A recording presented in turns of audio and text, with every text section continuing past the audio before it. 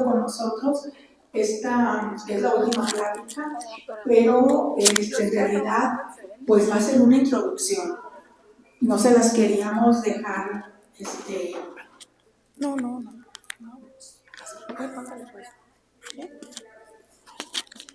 no queríamos dejarnos sin esta ponencia porque nos parece importante en un foro de inmunoestimulación hablar de las emociones y el sistema inmune. Me parece algo muy importante.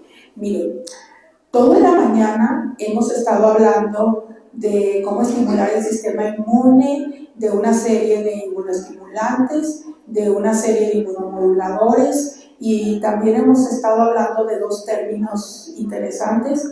Uno que es el entrenamiento de la respuesta inmune, que es un término interesante, que en los últimos años ha tenido pues una relevancia, y hemos estado hablando de todos estos factores. Y ahora yo les voy a hablar de las emociones. Las emociones como un inmunoestimulante o como un inmunomodulador. O sea, por eso está dentro de este foro. Bueno, ya todos me conocen, entonces de todas maneras ahí les dejo algo de mi currículum. La que sigue, por favor. El bienestar psicológico, es decir, las emociones positivas, pues son parte de la vida. Afortunadamente son parte de la vida y son las que deben de ocupar el mayor tiempo de nuestra vida. El tener sensaciones agradables de satisfacción, de felicidad, de plenitud, de estar bien con uno mismo y con los demás. Sin embargo, tenemos la contraparte, el malestar psicológico, que, bueno, también es una parte inevitable de la vida, el tener tristeza, melancolía, pérdidas, duelos, fobias, ansiedad, depresión, en enojarnos, la ira, la frustración. Todo eso también es parte de la vida y es algo que pues no lo podemos evitar, como en todo está el blanco y está el negro. Y aunque muchas personas son resilientes, es decir, que tienen la capacidad de superar esta situación desfavorable, fomentando estados de salud mental, esto no implica que estas personas no tengan, que sean invulnerables, sino que tienen la habilidad de recuperarse. Yo cuando hablo de la resiliencia, yo digo que es como una liga. Entonces tenemos una liga y la estiramos y la estiramos. Si la estiramos por un momento breve, no se rompe. Si también la fuerza no es muy grande, no se rompe. Pero cuando la soltamos, entonces vuelve a su estado como está. Ni se rompió, ni se aflojó, nada le pasó. Pero ¿qué pasa si esta liga le hacemos mucho estiramiento, pero mucho estiramiento y por tiempo prolongado? Pueden pasar dos cosas, una es que se rompa o la otra es que cuando la soltemos sea flácida, pierda su forma, ya no se recupera de manera igual. Entonces, la resiliencia es algo así, ¿sí? Es aquel que se recupera y queda pues igual, prácticamente sin secuelas. Sin embargo, hay un gran número de personas que experimentan emociones negativas, pero estas se prolongan y entonces esto puede reducir la salud física y la calidad de vida. Existen estudios que nos dicen que las emociones afectan la fisiología y disminuyen o aumentan el riesgo de enfermar. Y hay estudios también que nos dicen que existe una relación entre las emociones negativas y la desregulación del sistema inmune, pero que aparte es bidireccional. Es decir, cuando nosotros las emociones son favorables o desfavorables, pueden afectar al sistema inmunológico, pero cuando el sistema inmunológico está enfermo, también puede afectar a nuestras emociones y todo lo que nos sucede a nuestro alrededor, verlo de manera diferente. La que sigue, por favor. Pero ¿cómo es que estos sistemas se comunican? Pues a través de una comunicación celular entre los diferentes órganos, aparatos y sistemas. Pero esta comunicación celular de estas emociones con el resto del cuerpo es a través de un lenguaje, a través de lo que conocemos como una serie de bases moleculares que pueden ser solubles o insolubles, como son neurotransmisores, neuropéptidos, hormonas, citocinas y receptores celulares. De tal manera que este lenguaje es un lenguaje bioquímico. Y de ahí entonces, ¿qué pasa a la que sigue? Que hablemos de la bioquímica de las emociones y el sistema inmunológico. La que sigue, por favor. Sin embargo, esto no es nuevo. A través de los años, siempre el hombre se ha preguntado, ha intentado de conceptualizar las entidades de mente-cuerpo y bueno, hoy los avances científicos pues han podido conceptualizar estas dos dimensiones, porque así yo les llamo. Miren, la filosofía fue la que pues ha querido darle este entendimiento desde la antigüedad y dar esta conceptualización a estas dos dimensiones. Y yo, ¿por qué digo dimensiones? Porque lo digo desde un punto filosófico. La filosofía habla de dimensiones y nosotros, lo científico y sobre todo el área de la medicina, ¿qué es lo que dice? Pues que estamos como divididos en componentes, pero hay una diferencia muy grande entre componentes y dimensiones.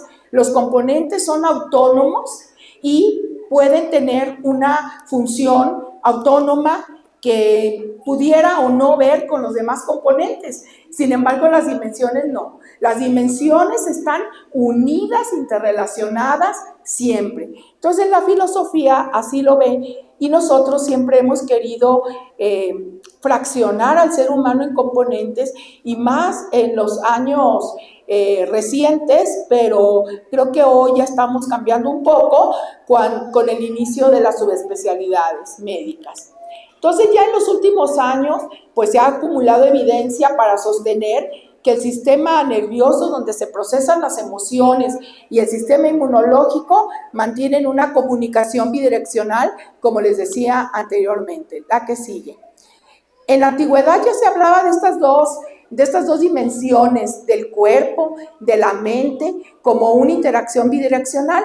Aristóteles decía la psique, que le llamaba alma, lo que anima, y el cuerpo reaccionaban complementariamente una con la otra, y que una afectaba a la otra, y cuando se afectaba a la otra, pues se afectaba también la psique o el alma.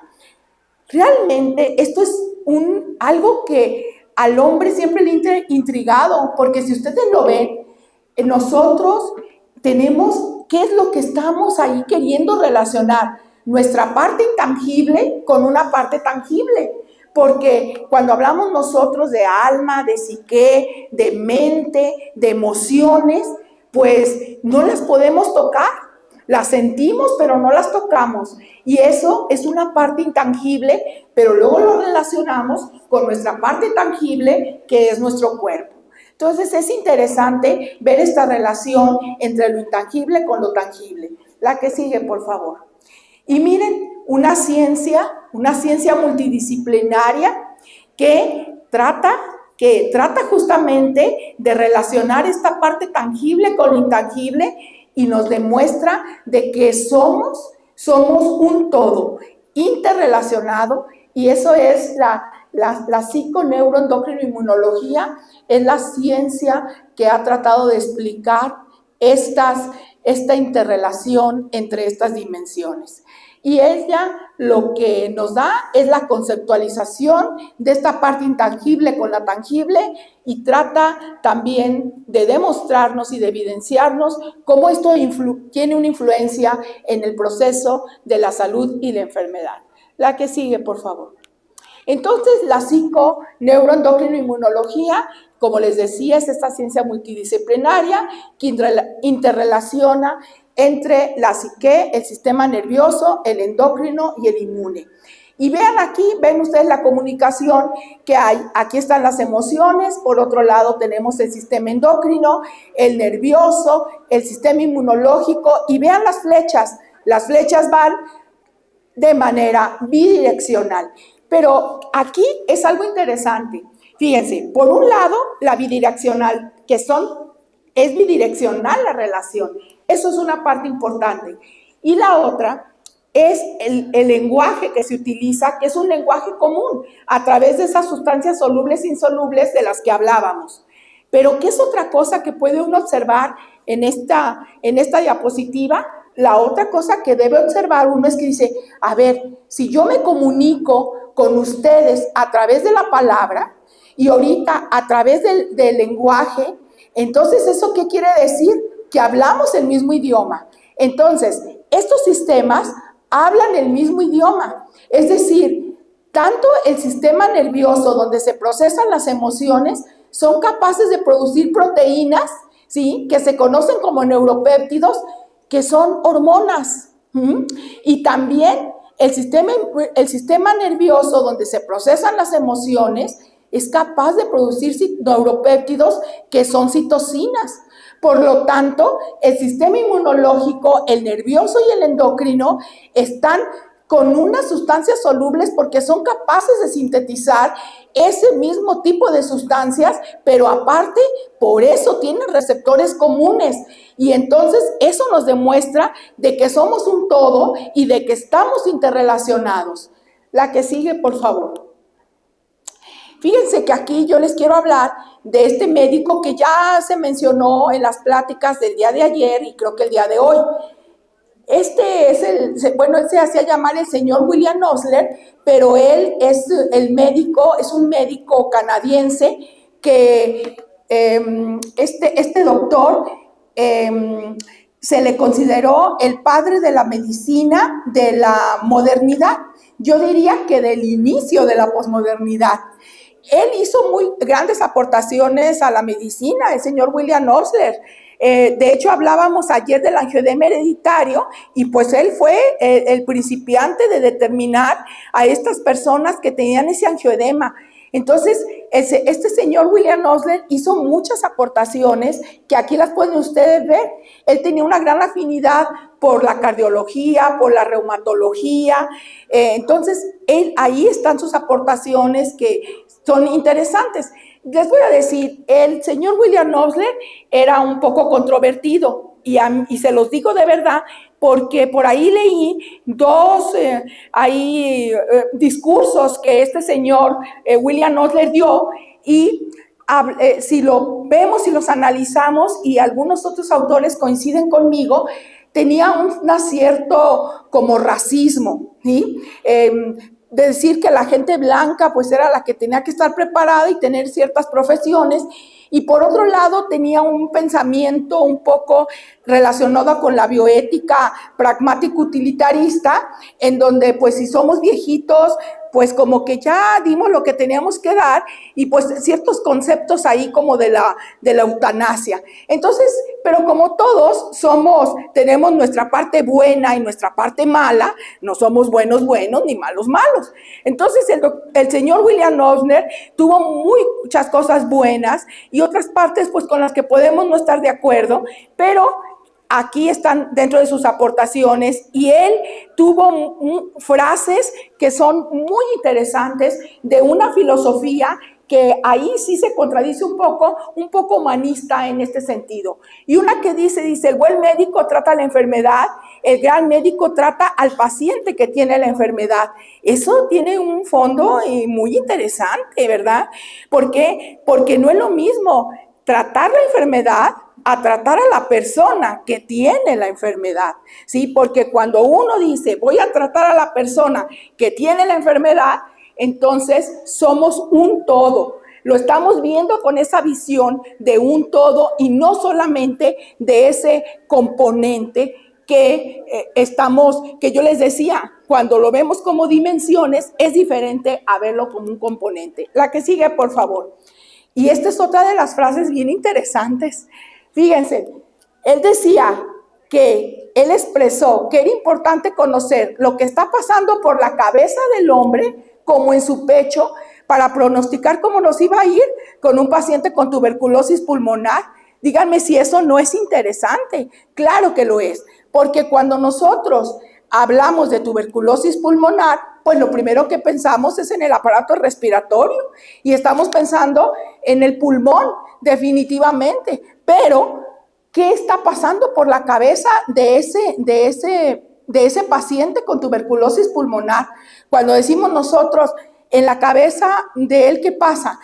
Muchos pacientes, ustedes saben que las infecciones por micobacterias son algo interesante cuando las leemos, porque las micobacterias echan a andar muchos mecanismos de inmunidad innata, interleucina 12, interleucina 23, el eje de los interferones.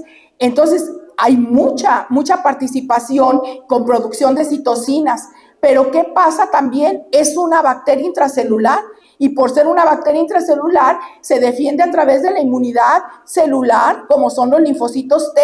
Entonces, es mucha la producción de estas moléculas solubles que da la infección por micobacteria. Y todas estas citocinas tienen receptores a nivel del sistema nervioso. Entonces, ¿qué es lo que provoca? Que puede alterar la percepción de nuestras emociones. De tal manera que los pacientes con tuberculosis pulmonar se dieron cuenta de que tenían una personalidad depresiva que se puede dar por la misma, todas estas citocinas que se producen como defensa a la micobacteria. Pero también ahí demuestra la bidireccionalidad. ¿Qué tal que el paciente ya está deprimido y entonces disminuye esta respuesta innata y esta respuesta celular? Y si no, simplemente ustedes lean los relatos bíblicos cuando hablan de las infecciones por Mycobacterium leprae, y ustedes van a ver cómo la personalidad de las personas que tienen esta enfermedad, infección por Mycobacterium leprae, tiene que ver mucho con los estados depresivos para que una persona tenga esa predisposición a poder adquirir esta infección. Entonces, cuando uno lee realmente la historia de todas estas cosas, se da uno cuenta que cuando hablamos de micobacterias es algo muy, pero muy interesante. También este señor William Knopfler habló sobre enfermedades autoinmunes. Él por ahí tiene un reporte en donde él estudió a las personas que tenían artritis reumatoide, pero dijo, yo no voy a ver qué pasa con los familiares de los pacientes con artritis reumatoide. Entonces se dio cuenta de que tenían serología positiva igual que el paciente, pero que cuando tenían otra personalidad, ahí se veía que tenían otra personalidad, que es lo que sucedía, que los pacientes no manifestaban la enfermedad. Entonces, él concluyó, que más bien sugirió, que el bienestar psicológico podía tener una influencia proteccionista ante una vulnerabilidad genética. La que sigue, por favor. Y bueno, hay otros estudios como Louis Pasteur, que él estudió en los pollos sometidos a estímulos aversivos y eran más susceptibles a la infección por antras. Y otros autores, ahí como Calzolari, como Chilido, que observaron que cuando los conejos eran castrados, entonces, ¿qué es lo que sucedía? Había un aumento del timo. Y aquí este señor Walter Cannon, él estudió que cuando estos animales de experimentación eran sometidos a estrés, ansiedad o furia, tenían movimientos involuntarios en el estómago. Entonces, había una reacción de huida, como de que yo me quiero defender de ese estado aversivo. La que sigue. Y bueno, tenemos las aportaciones de este señor Selle, que él lo que describe es ese síndrome de adaptación que consiste en sanar y recuperarse ante una amenaza percibida. Entonces, ¿pero cómo era ese síndrome de adaptación? Hay que responder a las emociones, y entonces ese síndrome de adaptación concluye que era un agrandamiento de las glándulas adrenales, pero esto había atrofia del timo y de los órganos linfoides secundarios, que esto fue lo que inició los estudios y muchas otras investigaciones de ese eje que nosotros conocemos, de hipotálamo, hipófisis, adrenal, timo y ahora aparato digestivo. La que sigue, por favor. Y bueno, ese ustedes ya lo conocen. En cuanto a los estresores pueden ser estresores físicos o pueden ser estresores psicológicos. Y entonces se van a procesar en las neuronas del cerebro, ahí se procesan y entonces activan las neuronas del tallo a través de todas estas sinapsis y entonces vemos que se activan las neuronas del sistema límbico. Yo el sistema límbico lo veo como la parte visceral de las emociones, ahí justamente en ese sistema límbico. Y también se estimulan las neuronas del hipotálamo y de la hipófisis y de la amígdala. Pero ¿qué es lo que va a haber? Pues la liberación de corticotropina y la liberación de ACTH que va a actuar sobre las glándulas suprarrenales. La que sigue, por favor. Aquí ven ustedes la glándula suprarrenal y vean ustedes cómo la ACTH actúa sobre la corteza de las glándulas suprarrenales que tiene diferentes zonas. En la zona glomerular, pues se produce aldosterona. ¿Qué nos va a hacer esta aldosterona? Pues va a haber en el equilibrio hidroelectrolítico, porque es muy importante mantener ese equilibrio hidroelectrolítico y la presión arterial cuando estamos frente a un estresor, ya sea físico o psicológico. Y tenemos también el cortisol, que nos va a incrementar las demandas de azúcar, de glucosa, porque estos estresores que nos producen que tengamos una gran demanda de energía. Y además se producen otras de estos mediadores, como es la dihidroepiandrosterona, que inducen el crecimiento, la hormona del crecimiento, pues es un catabolismo positivo para la protección ante un estado estresor. Las catecolaminas se producen en la zona medular a través de este sistema nervioso simpático, y aquí tenemos la adrenalina y la noradrenalina. La que sigue, por favor. Y bueno, ¿para qué se produce todo esto? Pues para poder favorecer el organismo pueda soportar estas demandas que dan estos estresores. La que sigue, por favor. Ay. Y bueno, aquí vemos a este médico psiquiatra, George Solomon, que él pues hizo estudios con roedores y veía si se producían o no se producían anticuerpos, y al mismo tiempo demostró que las experiencias en la etapa infantil podrían afectar la vida adulta en ratas por la respuesta mediada por anticuerpos. Aquí lo interesante de las investigaciones que hizo este señor Solomon fueron dos cosas interesantes. Por un lado, el que podía influir en el sistema inmune a nivel de la producción de anticuerpos, pero el otro es que afectaba ya en la edad infantil. Entonces, o sea, una experiencia en la edad infantil podía afectar, y como les decía, hablamos de entrenamiento de la respuesta inmune, de cómo estimularlo, de la memoria inmunológica y muchas cosas, pero aquí pues hablamos de otro término que sería, la que sigue, por favor, el condicionamiento de la respuesta inmune, ¿verdad? Fíjense, aquí dos autores, Robert Adler, psicólogo, Nicolás Cohen, inmunólogo, ellos buscaron y estudiaron el condicionamiento de la respuesta inmune, basándose en el condicionamiento clásico de Pavlov, que ya todos conocemos, ¿verdad? El que sigue, por favor, que habla de un estímulo neutral, de un estímulo incondicionado y una respuesta incondicionada. Por ejemplo, él lo que hacía, un estímulo incondicionado, era la comida que le ponía un perrito. Y entonces el perrito empezaba a salivar y eso es un estímulo incondicionado. Pero él le agregó un estímulo neutral, que era la campanita. Entonces, después convirtió este estímulo neutral en un estímulo condicionado, en donde ya ponían ustedes la campanita, y ¿qué era lo que pasaba? El perrito salivaba. Entonces, este estímulo neutral se convirtió en un estímulo condicionado con una respuesta condicionada por la salivación. La que sigue entonces. Entonces, los estudios que ellos hicieron fue de condicionamiento de la respuesta inmune, y ellos lo que hicieron fue con conejitos de indias. Entonces, les ponían un inmunógeno, un estímulo incondicionado que va a provocar esto, la producción de anticuerpos, pero ellos le calentaban en un tubito, ponían solución salina, la calentaban o le hacían el rascadito en en un costado del conejito. ¿Y qué pasaba? Que cuando después hacían este estímulo neutral, empezaban a producir anticuerpos los conejitos. Entonces, ese estímulo neutral se convertía en un estímulo condicionado. La que sigue, por favor. Y bueno, estos estudios también los hizo Metalnikov y Korine. Ya fíjense en qué año hizo este tipo de estudios. La que sigue, por favor. Y bueno, hay varios estudios que hablan casi sobre lo mismo, de calentarle la orejita al conejito y todo esto. Entonces eso habla de que hay un condicionamiento de la respuesta inmune. La que sigue. Y la que sigue, por favor. También se hicieron con otras cosas como producción de leucocitos, fagocitosis y demás. La que sigue, por favor.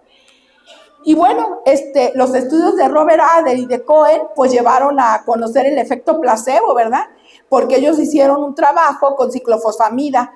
La ciclofosfamida ya ven que es un inmunosupresor que usa para tratamientos por ejemplo, de cáncer o enfermedades autoinmunes, y ellos se los pusieron a los ratones inmunosuprimían, pero al mismo tiempo les daban una sensación desagradable con darles sacarina. Y ustedes ya ven que la sacarina tiene un sabor amargo, entonces cuando después le daban ese sabor amargo, había inmunosupresión.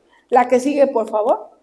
Y bueno, aquí hay estudios como de niños que fueron sometidos a bullying y que en edad adulta tuvieron la posibilidad de hacer una inflamación de bajo grado. Este es un estudio que se hizo prospectivo con niños que habían sufrido de bullying. La que sigue, por favor. Y bueno, aquí vemos que luego este señor Solomon hizo algunas publicaciones sobre las emociones, la inmunidad y la enfermedad. La que sigue, por favor. Y bueno, aquí esta es la neurociencia afectiva, que es una parte que nos dice en qué parte del cerebro y de las neuronas tenemos, en qué parte del cerebro y de las neuronas se pueden integrar nuestras emociones, ¿sí? Esto es un estudio, es la neurociencia afectiva y esa pues es algo muy interesante. La que sigue, por favor. Y bueno, esto es parte de la neurociencia afectiva. Esto se hizo con resonancias magnéticas, en donde se veía el flujo sanguíneo de ciertas partes del cerebro que se afectaban con las emociones. Los metían a esta resonancia funcional, les hacían pasar fotografías o antecedentes de alguna experiencia en estas personas, y luego veían qué parte era la que se activaba. La que sigue, por favor. Y bueno, está la teoría monoaminérgica, que demuestra que hay en las emociones adversas, sobre todo en la depresión, hay la disminución de la serotonina. Este trabajo lo hicieron porque vieron los efectos adversos al tomar la reserpina, y en donde estos pacientes tenían una gran elevación en la orina del ácido hidroxindolacético y había una disminución de la serotonina. Y bueno, aquí también se vio como otras moléculas como la noradrenalina y la dopamina estaban involucradas en las emociones. La que sigue, por favor. Y bueno, aquí están estudios por Nathan Klein. Él estudió también él estudió que los pacientes que recibían iproniazida, que tenían tuberculosis, los pacientes mejoraban la depresión, y esto era precisamente porque aumentaban los niveles presinápticos de monoaminas, en particular la serotonina y la noradrenalina. Entonces esto era porque era el papel que tiene la enzima monoaminoxidasa, que cuando la inhibes puedes elevar estas monoaminas. La que sigue, por favor. Y bueno, está la hipótesis del neurodesarrollo, en donde vemos todas las moléculas que se encuentran involucradas en las emociones. La que sigue. Pero ¿cómo es que el estrés entra en el cuerpo para afectar la respuesta inmune? Bueno, pues lo hace a través de varias formas. Una es a través de las fibras simpáticas que descienden desde el cerebro hacia los órganos linfoides y a la médula ósea, al vaso, los ganglios linfáticos, y como se liberan todos estos tipos de moléculas que ustedes pueden ver ahí, entonces acuérdense que el sistema inmune, las células del sistema inmune tienen receptores para todas estas moléculas. Aquí las vemos, las células del sistema inmune, como tienen receptores para estas moléculas. La que sigue, por favor. Y bueno, la otra es estos ejes como el hipotálamo, hipófisis adrenal, el simpático adrenal medular, el hipotálamo hipofisario ovárico, que también tienen toda esta función y este eje que nos habla de esta bidireccionalidad. La que sigue, por favor. Y bueno, ¿cuáles son los conceptos del estrés y el sistema inmunológico? Pues empiezan con este señor Selye, que él hablaba de que las emociones afectan la citotoxicidad de las células como natural killer, que suprimen la proliferación de linfocitos y las respuestas humorales. La que sigue, por favor.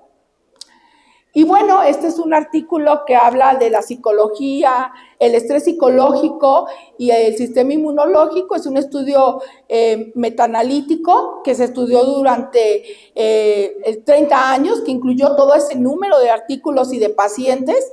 Aquí ven ustedes las edades de las personas que se estudiaron y también el predominio del sexo. La que sigue, por favor. Se les determinaron todos esos parámetros de citocinas, de células del sistema inmunológico. La que sigue, por favor. Y bueno, estos fueron los resultados. Aquí, que los estresores agudos, en realidad, si ustedes ven ahí, se fijan cómo el sistema inmunológico se activa para defenderse. Entonces, la inmunidad, sobre todo la innata, se eleva. Entonces, aquí hay una, pues, digamos, que es la evolución de estos conceptos, porque primero Selye decía que había una inmunosupresión, y aquí lo que ellos vieron es que los estresores agudos al principio activan el sistema inmunológico para defendernos. Es lo primero que hace en los estresores agudos, y esto ya la inmunosupresión y los procesos inflamatorios se suceden, pero ya cuando el estrés se hace crónico. La que sigue, por favor. En cambio, en el estrés crónico ya encontramos efectos adversos como es la elevación de ciertas interleucinas como la 1-beta, la interleucina 6, el factor de necrosis tumoral alfa, que nos hablan de que son citocinas proinflamatorias, y esto se ha visto que se elevan estas citocinas proinflamatorias. La que sigue, por favor. Entonces, la inflamación aguda es una reacción de defensa, y ahí, al contrario, hay un incremento del sistema inmunológico para defendernos. Y bueno, uno se pregunta, cuando nosotros tenemos receptores que reconocen patrones moleculares, y esos receptores pues reconocen a las bacterias, a los microorganismos, que son sustancias extrañas, pero también reconocen patrones de daño. Entonces, las citocinas que se producen durante el proceso del estrés crónico y de los estados de emociones aversivos, pues son reconocidos también por estos patrones de daño que empiezan a producir una serie de señalizaciones al interior de la célula que van a dar origen a las citocinas proinflamatorias. La que sigue, por favor. Y bueno, aquí se ve cómo los estados de ánimo adversos, el estrés psicológico, activa la producción de estas moléculas y cómo actúan sobre los receptores de patrones moleculares. La que sigue, por favor. Y bueno, aquí se puede ver cómo se activan estos, primero, por un lado, estos receptores activan toda la señalización, y entonces va a haber producción de citocinas proinflamatorias, pero hay una segunda señal que está dada precisamente por la activación de los inflamosomas, como el NLPR3. La que sigue, por favor. Y bueno, esto es bueno y malo. Es bueno porque nos protege, pero cuando esto se prolonga, pues puede ser malo y traernos la enfermedad. La que sigue, por favor. Y bueno, ya esto da lugar a que se puedan presentar una serie de enfermedades como las que ustedes ven aquí, y además enfermedades autoinflamatorias de las que ustedes ya conocen. La que sigue, por favor. Pero ¿qué pasa con la felicidad y el sistema inmune? Pues también hay citocinas de la felicidad, como la dopamina, la serotonina, las endorfinas, la oxitocina, y esas también afectan al sistema inmunológico. La que sigue, por favor. Aquí, por ejemplo, podemos ver cómo la dopamina, la inmunidad y la enfermedad, que como hay receptores para dopamina en todas las células de la inmunidad innata, y vemos aquí como cuando hay diversos tipos de receptores de dopamina. Entonces, cuando se activan ciertos receptores, hay un incremento de la actividad de estas células, y cuando se activan otro tipo de receptores, hay una inmunomodulación de estas células. Entonces, la dopamina tiene esa facilidad de inmunoestimular e inmunomodular, ¿verdad? Entonces, por eso es importante. La que sigue, por favor. Aquí la vemos también en la inmunidad adaptativa, como también los linfocitos T, ya sea los CD8 y los CD4, tienen receptores para la dopamina. La que sigue, por favor. Y bueno, se ha reportado, como ustedes saben, que la serotonina pues es un inmunomodulador que está involucrado en la regulación de diversas funciones psicológicas como el sueño, el apetito, el comportamiento, así como una variedad de respuestas inmunocelulares como son quimiotaxis, fagocitosis, mecanismos de destrucción de la fagocitosis, activación de plaquetas, y todo eso es muy importante. Además, también afecta a los linfocitos T, que también poseen receptores para este neurotransmisor. La que sigue, por favor. Y vean esta imagen. Ahorita imagínense que están ahí caminando y que no me están oyendo a mí, ni que estuvieron toda la mañana aquí. Entonces, ahí, miren, fueron un día de campo y ahí están. Qué padre. Ahí, vean ustedes ahí. Ustedes son esa güerita que está ahí sentada. La que sigue. Bueno, pues esta es una técnica japonesa que se conoce como Shirin-yoku, que es el baño del bosque, y esta es una técnica japonesa que ha demostrado beneficios en la salud, pero bueno, esto es sobre todo porque se han podido demostrar en algunos estudios que esto mejora y hay un descenso de la hormona del estrés como es el cortisol, hay un aumento de las hormonas, neurotransmisores, neuropéptidos favorables como serotonina, dopamina, oxitocinas, endorfinas, y esto mejora la respuesta de la inmunidad innata y desde luego también de la inmunidad adaptativa, aunque si lo vemos es más de la inmunidad innata que de la adaptativa. La adaptativa pues tenemos muchas cosas, las vacunas, toda esa especificidad, pero aquí tenemos la mejor inmunidad innata y en la adaptativa porque ayuda a reforzar pues la respuesta también de linfocitos T. Entonces, la que sigue, por favor. Y bueno, ¿qué decimos? Bueno, yo quisiera no estresarme, ¿verdad? Pero ¿por qué no? Me dejo de estresar, me quiero controlar y no puedo, veo las cosas y me pongo furiosa, me da ira, no controlo mis emociones. ¿Qué pasa aquí?